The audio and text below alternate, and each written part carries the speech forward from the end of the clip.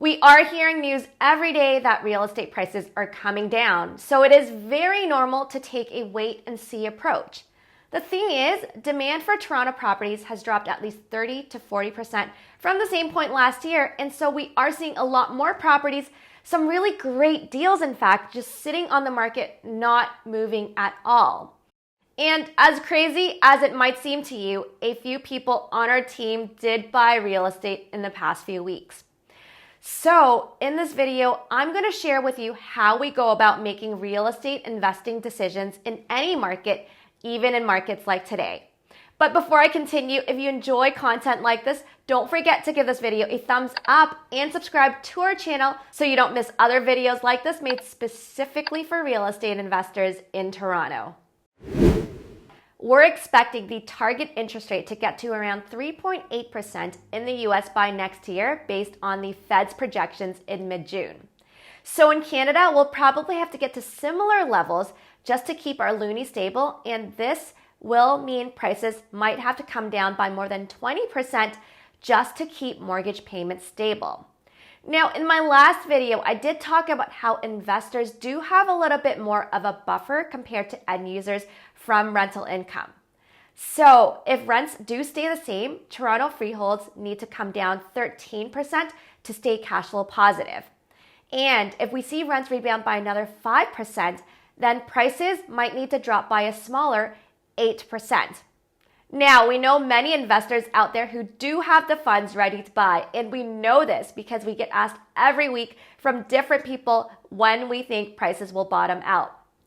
But at the same time, these investors are still holding out, and we get it. Prices are all over the place right now, pointing downwards, and so the risks of buying probably outweigh the benefits if we look at real estate as a whole. And so we know we are going against the grain by buying in this market. But we do this only when the numbers make sense.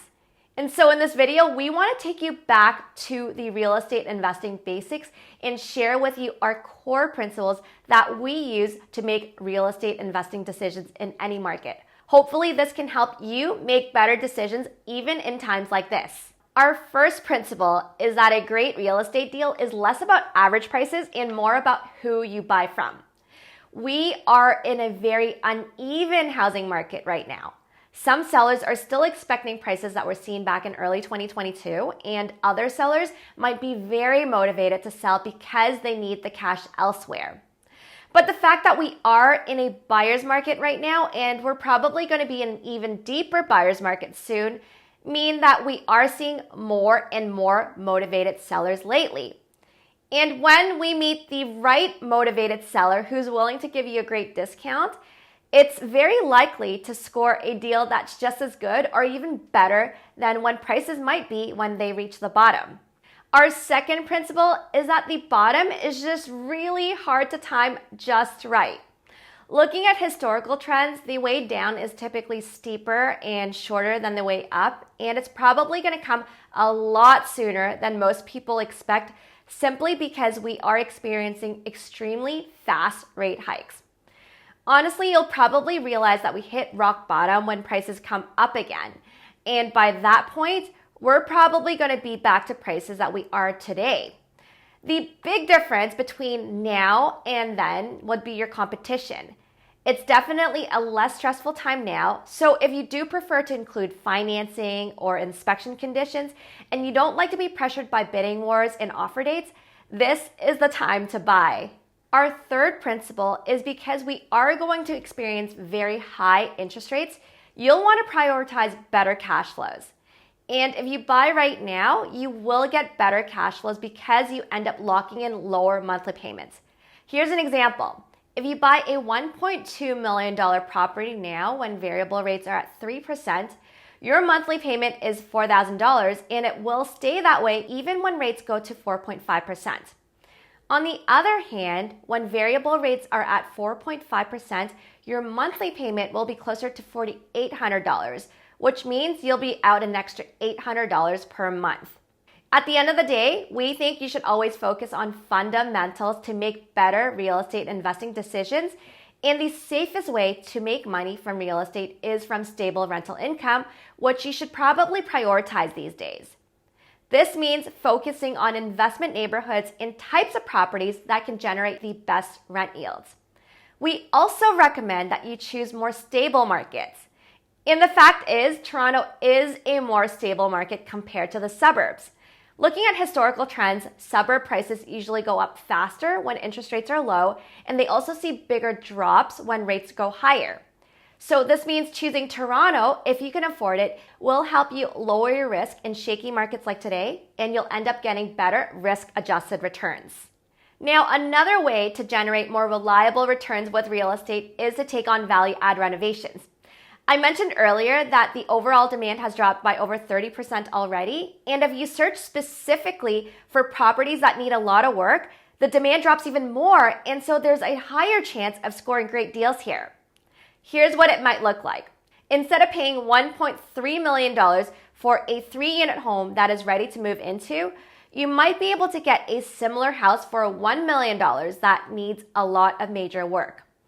If the upgraded property is worth $1.3 million and it costs you $150,000 for renovations, this is a more dependable way to use sweat equity to make an extra $150,000 with real estate.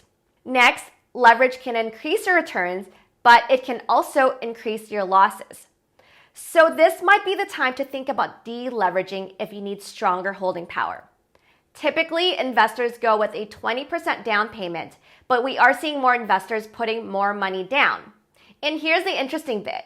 You can also reduce your leverage when you take on big renovations, which is kind of like killing two birds with one stone in this market. Let's go back to the renovations example. Because you bought a property that needs work for $1 million, you took on an $800,000 loan. After renovations, the property is worth $1.3 million, so you end up being in a similar position as if you were to buy a turnkey property with a 38% down payment. In other words, on top of making more reliable gains through sweat equity, you also get better cash flows and stronger holding power. If you zoom out and look at the big picture, we think real estate should always be a long-term investment. So the most important thing really is to have strong holding power so that you can benefit from stable rental income and long-term appreciation. And so you have to be very specific with your search in this market. If you are interested in learning more about Toronto real estate investing, just reach out to us.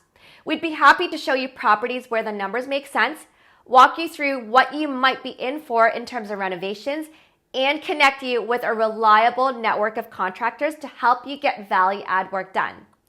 After we help you buy the property, our team also provides leasing and property management services if you need it. So just connect with us if you want to learn more about our services by heading to the link in the description below. Don't forget to give this video a thumbs up and look for us on Facebook, Instagram, or LinkedIn if you want to hear from us more regularly. I wish you all the best in your real estate investing journey. Thanks so much for watching, and I'll see you in the next video. Bye.